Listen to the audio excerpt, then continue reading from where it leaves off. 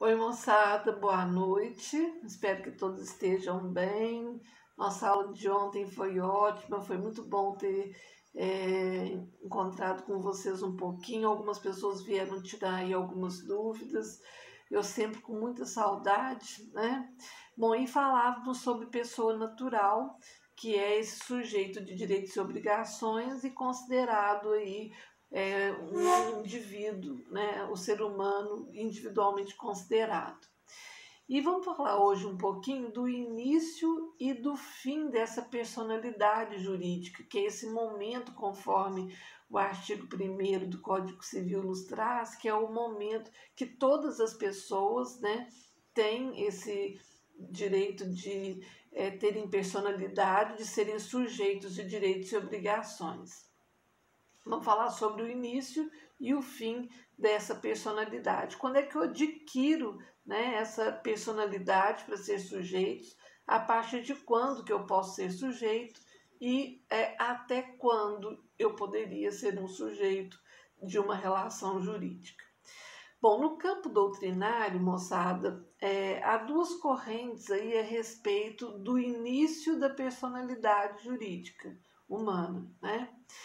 Uma considera aí mais acertado, né, fixar-se esse começo a partir do nascimento com vida, enquanto uma outra corrente ela indica o momento da concepção. Bom, vamos lá. É, Essa corrente doutrinária que fixa, né, o começo da vida a partir do nascimento com vida, eles entendem que para que uma pessoa tenha personalidade e possa ser sujeito, basta que ele nasça com vida. O que quer dizer isso? A partir do momento que ele respira, o bebê respira, a partir da respiração, que é o marco, ele já passa a ser sujeito. Aqui eu vou fazer um parênteses muito interessante, que é o seguinte. Vamos dar um exemplo. Um bebê, se ele nasce, respira e imediatamente morre, e porque ele respirou, ele é sujeito de direitos e obrigações. Então vamos imaginar que nesse tempo, que seja em 1 minuto, 30 segundos, enfim, um dia, que ele tenha respirado, que ele nasceu com vida, ele, como sujeito, ele então, protegido pelo direito, ele acaba recebendo, né, todas as proteções que o direito lhe impõe. Então, vamos imaginar que um avô, né, tenha deixado aí uma herança e essa criança nasceu, respirou e morreu, ela, enquanto respirou que tinha vida, ela recebe essa herança porque ela passa a ser sujeito de direitos.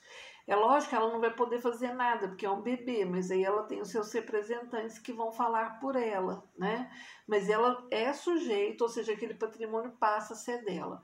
Vamos imaginar que ela venha falecer logo depois, né? Viva aí apenas pouco tempo, vamos imaginar meia hora, né? Quando ela falece, então eu tenho que abrir a ordem de vocação hereditária, né? Então, primeiro os bens na ordem de sucessão vão para os descendentes, depois para os ascendentes, depois para os colaterais. Como o bebê não tem descendente, que são filhos, netos, então na ordem de sucessão, esse patrimônio que ela recebeu, mesmo que por pouco tempo, né, ela acaba então transmitindo aí aos seus ascendentes, que são os pais, os avós, na ordem, na medida que haja vida, né, entre eles.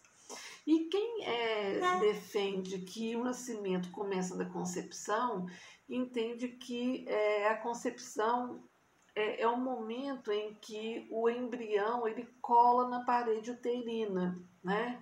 Então, aí de forma natural ou de forma artificial, pelas inseminações, né? Quando o óvulo e o espermatozoide se juntam, né? Desculpe aqui a forma bem simples de explicar, eles formam o embrião e esse embrião cola na parede uterina e aí ele começa a se desenvolver dentro do útero. Então, no momento em que cola na parede uterina, aí sim ele já passa a ter personalidade e ali ele já pode ser sujeito de direitos. Quem defende essa ideia defende porque o Código Civil, e vocês vão ver isso mais para frente, ele diz que o filho, quando ainda concebido, sem nascer, ele pode ter o seu reconhecimento de filiação. É possível deixar um testamento para quem ainda está sendo gerado, é possível doar um bem para quem está sendo gerado. Então, se é possível doar um bem, se é possível que ele tenha um estado de filiação reconhecido, se é possível que ele seja beneficiário de um testamento, entende-se que desde a concepção ele não precisaria nascer com vida, né? Desde a concepção ele já tem aí esses direitos ou o direito de ser um sujeito da relação jurídica. Bom, só para também fazer um outro comentário, aquele bebê que nasce já sem vida, né? Ele é chamado de natimorto. O natimorto, ele tem nome às vezes, mas ele não é registrado no registro de nascimento, e sim no registro próprio para natimortos, né?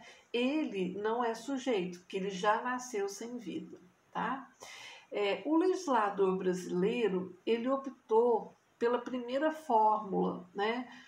Até por considerá-la mais prática, que é a do o começo da personalidade se dá do nascimento com vida, e não da concepção, porque ficaria mais difícil, né? E ao mesmo tempo, ele também dispôs aí, né, quanto à proteção dos interesses do que a gente chama de nascituro. O bebê que está sendo gerado dentro do ventre materno, ele não é pessoa natural ainda pelo direito brasileiro, embora existam doutrinas que defendem que ele já seria pessoa, porque aí ele seria sujeito a partir da concepção. Mas o Código Civil adotou a teoria natalista de que é do nascimento com vida, e quando ele está sendo gerado no ventre materno, ele é chamado de nascituro, enquanto ele está sendo concebido, né? Até vou fazer um outro parênteses aqui que eu vou lembrando das coisas. Você sabe que no Brasil, em alguns momentos, porque existem teorias não só do nascimento com vida para ser sujeito, mas existem teorias também que tratam do início da vida. Quando é que a vida se inicia, né? E, e aí alguns entendem que a vida se inicia da formação do embrião, dentro ou fora do útero, né? Então quer dizer que o embrião congelado lá no tubo de ensaio já tem embrião, então existiria vida, e se tem vida tem direitos fundamentais garantidos. Outros entendem que a vida começa da concepção, quando o embrião cola na parede uterina. Existem outras teorias, mas as três mais comentadas é a terceira, que não é aplicada ainda no nosso direito brasileiro, que seria da formação cefálica, né, que se dá com 90 dias. Por isso até que alguns países americanos, eles aceitam o aborto depois dos 3 meses, ou até os 3 meses, por conta da formação cefálica, se dá até essa época, né? Nós aqui adotamos a teoria do início da vida, que é a partir da concepção, embora alguns início da vida, tá, moçada, e não do nascimento com vida para ser sujeito, embora para ter pelo menos os direitos fundamentais garantidos, né? Embora a gente ainda tenha aí, como a professora Maria Helena Diniz, vocês vão estudar muito nos livros dela, que entende que já quando existe embrião in vitro ou não, já existe vida. Bom, por que eu falo que é da concepção? Porque nós temos a possibilidade, né, do SUS fazer as intervenções, né, de colocação de DIU, e o DIU ele faz justamente isso, né? Ele não permite que o embrião cole na parede uterina, ele morre antes, né? E, a pílula do dia seguinte, que também já é distribuída pelo SUS, que também tem um período de tempo, que é um tempo que se pode tomar, que é antes justamente do embrião colar aí na parede uterina, que seria então o momento que se começa a vida, que é a partir do momento da concepção. Mas aqui nós estamos falando de vida, né? E não se confunde com o início da personalidade, que é para ser sujeito. Então, voltando, né, o legislador o brasileiro ele optou pela primeira fórmula, né, por considerá-la mais prática, ou seja, a pessoa natural passa a ser sujeito de direitos quando ela nasce com vida, é o nascimento, né, e também ao nascituro resguardou seus direitos. Tá? Então, a matéria é regulada no artigo 2º do Código Civil, que diz: a personalidade civil da pessoa começa do nascimento com vida, mas a lei põe a salvo desde a concepção aí os direitos do nascituro. Bom, o que ele quer dizer com colocar os direitos do nascituro a salvo? Já que, então, a nossa teoria é natalista, que é do nascimento com vida, que a pessoa pode ser sujeito, tanto de direitos para receber bens quanto de obrigações, embora ela não faça sozinha, ela tem que ser representada, isso é um assunto de uma próxima aula, né? Mas quando o ser humano é concebido, ele também tem os seus direitos a salvo, garantidos, né? Vamos imaginar, se ele nascer com vida, ele os recebe. Vamos imaginar que A e B, pai e mãe, têm aí 2 filhos e a mãe está gerando um terceiro. Nesse inteirinho aí, né, o nascituro, tem 6 meses de gestação, o pai falece. E aí, como nós temos um tempo para abrir o inventário, talvez não seja um tempo suficiente para o bebê nascer com vida. Então, abre o inventário, ele tem que fazer uma partilha de bens e seria ali na sucessão herdeiros, né, desse pai, a mãe em algumas situações e os 2 filhos, que o de 7 e o de 6, né, a título de exemplo, que já são sujeitos. E o nascituro, né, se eu fizer essa divisão antes do nascituro nascer, quando ele nascer, ele terá direito de ter também essa herança do pai, né? Então a resposta é sim, porque os seus direitos estão resguardados, conforme a segunda parte do artigo 2º do Código Civil. Lembrando que na prática a gente entra com um pedido de abertura do inventário, mas nós avisamos ao juiz que existe ali um nascituro, então, para fazer a partilha dos bens, que aguarde, então, o nascimento com vida ou não do bebê, tá? Bom, ao referir-se ao nascituro, a lei, ela alcança aí a condição do embrião, né? Tal ilação, moçada, ela se obtém mediante uma interpretação extensiva, né? O direito brasileiro, ele considera a respiração, conforme nós já comentamos, como um indicativo de vida, tá? Tanto que a lei de registros públicos, ela determina 2 assentos, né? O de nascimento e o de óbito. Então, quando a criança, havendo respirado aí, né? E aí ela tem aí sua certidão de nascimento, mas se ela, no momento do parto, ela nasceu e não respirou, aí disse que ela é um natimorto. E aí vem a de óbito, que é se ela nasceu, respirou e morreu, ela tem o registro de nascimento e o registro de óbito, tá? Bom, a personalidade jurídica, ela vai, né, com a pessoa, ela é sujeito de direitos até quando ela cessar, que está disposto no artigo 6º do Código Civil, que é com a morte, né? Então, a morte é o momento em que atesta-se o óbito e com o óbito aí a pessoa passa a não ser mais sujeito de direitos e obrigações. Claro que tanto o nascituro, né, quanto a pessoa natural, quanto a pessoa quando morre, eles têm alguns direitos fundamentais previstos pela Constituição garantidos, né? Mas ser sujeito de direitos e obrigações na ordem civil é somente do nascimento com vida e cessa com a morte. Isso quer dizer que uma pessoa que já morreu não pode ser sujeito de um contrato, porque com a morte cessou aí o seu direito. Mas se os direitos fundamentais ainda permanecem, ele tem direito à imagem, né? Tem direito à não violação do corpo morto, entre outros, tá? Bom, e uma outra forma também que se dá a morte no Brasil é pela declaração de ausência e pela morte decretada sem ausência. Deixa eu tentar fazer aqui uma explanação melhor.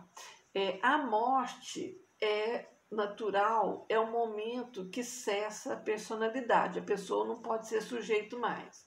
Só que existem no Brasil, no nosso ordenamento jurídico, 4 tipos de morte.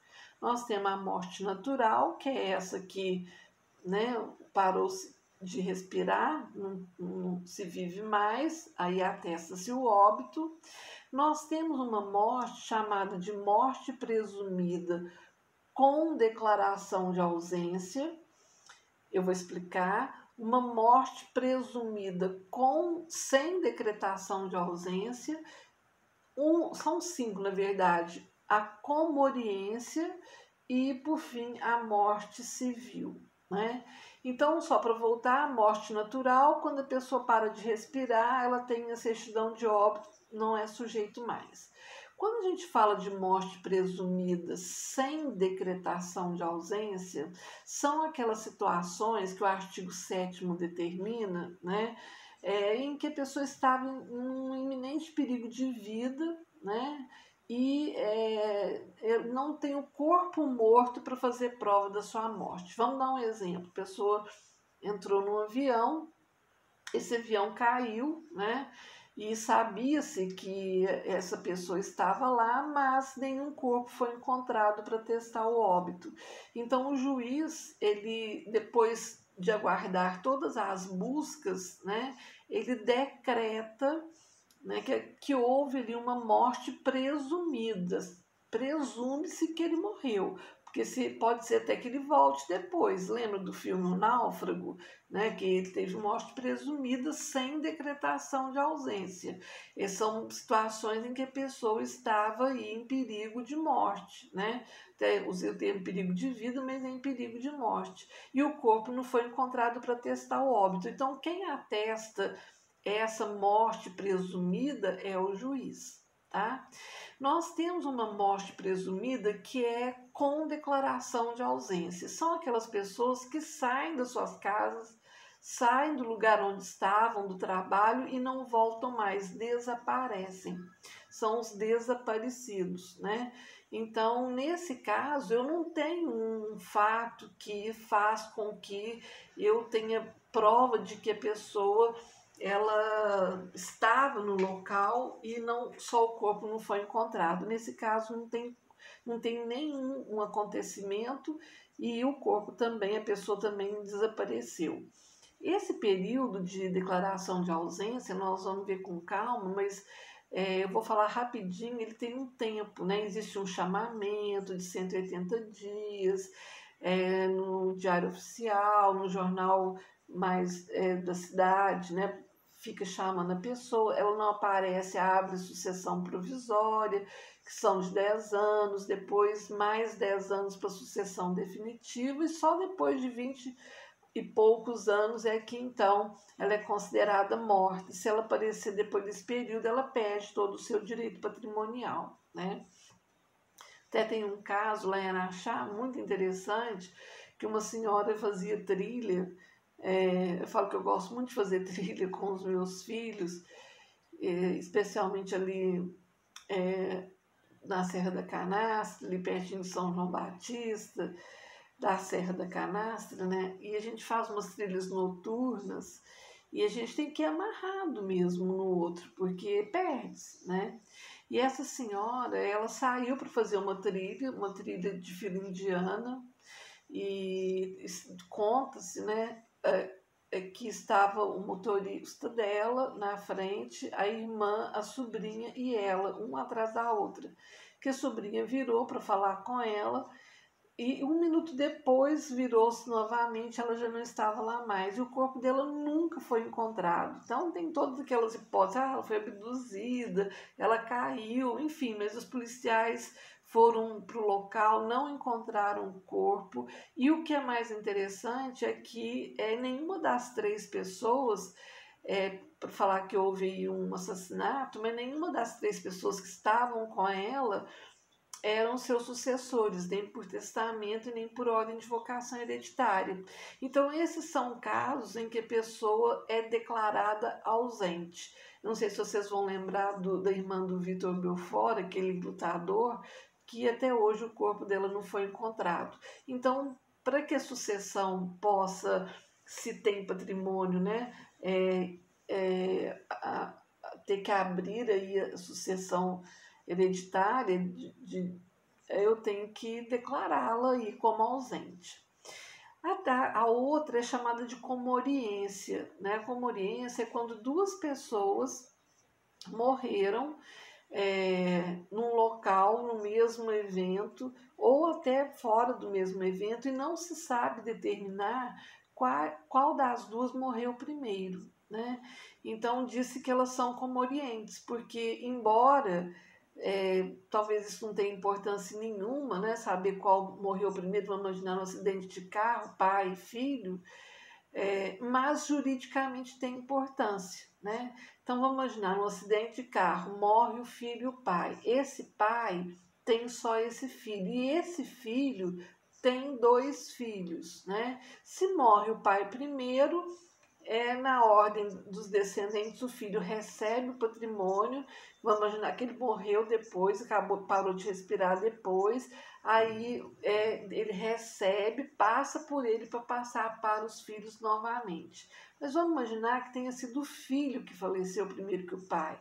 Então o filho, ele passa aí o seu patrimônio para os seus descendentes, né? E quando o pai falece, aí ele pula, né, o filho que já morreu e passa direto para os netos. Isso aqui é só a título de exemplo, viu, moçada? Vocês vão ter uma matéria chamada Direito das Sucessões, que é muito bacana e que vocês vão gostar muito desses assuntos. E, por fim, o direito brasileiro reconhece a morte civil, que é quando um descendente ele atenta contra a vida do ascendente, né? E inclusive tirando-lhe a própria vida, que é o caso da Susana Richthofen, né?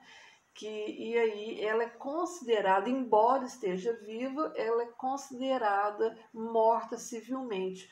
Por isso que o irmão dela recebeu a herança sozinho, porque ela é excluída da herança por um tipo de morte chamado de morte civil aqui no Brasil. Então, nós estamos falando, moçada, de quando começa a personalidade jurídica e quando que a personalidade jurídica termina. Então, eu passo a ser sujeito de direitos, posso participar de um contrato a partir do momento que eu nasci com vida, que é quando eu respirei, e isso cessa, eu passo a não poder participar de um contrato mais, por exemplo, ou de nenhuma outra relação, quando eu morro. E as espécies de mortes são essas que nós acabamos de comentar, tá? Na próxima aula, nós vamos continuar falando ainda sobre pessoa natural, mas nós vamos falar sobre a capacidade de fato. Qual que é a diferença? Porque essa capacidade, primeiro, que nós comentamos, chama capacidade de direito, que é justamente essa aptidão para que a pessoa natural seja sujeito de direitos e obrigações. E a capacidade de fato, já adiantando aqui numa nota introdutória, é a aptidão que a pessoa tem de exercício dos atos da vida civil, né? É quando a pessoa pode exercer esses atos da vida civil sozinho. E a princípio nós sabemos que é aos 18 anos, quando da maioridade. Mas existem formas de emancipação, que é a partir dos 16 anos, que nós vamos ver também, e ainda as pessoas que são consideradas absolutamente incapazes de exercer os atos, não incapazes de serem sujeitos, porque todas as pessoas podem ser sujeitos, desde que nasçam com vida, mas incapazes de exercer os atos sozinhos, que é o caso das pessoas que são representadas. Representar quer dizer falar em nome do outro, agir em nome de outra pessoa, e os relativamente incapazes que são assistidos, né, pelos seus pais ou pelos seus representantes legais, que pode ser um tutor, um curador ou até mesmo pelos apoiadores, porque nós temos depois do Estatuto da Pessoa com Deficiência, surgiu aí um novo tipo de representante, que é um instituto chamado de tomada de decisão apoiada, em que pessoas que são cegas, surdas, precisam, às vezes, de alguém que lhes apoie, né, em tomada de decisão, mas que são capazes para o exercício dos atos da vida civil. Então, moçada, próxima aula, de sexta-feira, a gente vem falando sobre capacidade de fato, tá? Fiquem com Deus. Ai, muita saudade. Vamos nos falando. Tá? Qualquer dúvida a respeito do trabalho, estou à disposição também, além da matéria. Vou continuar mandando aí as músicas, estou pensando em mandar trechos de livros, uns posts, enfim, para a gente ficar com essa relação bem carinhosa, né? E vocês moram no meu coração, viu, moçada? Então, um beijo e até breve.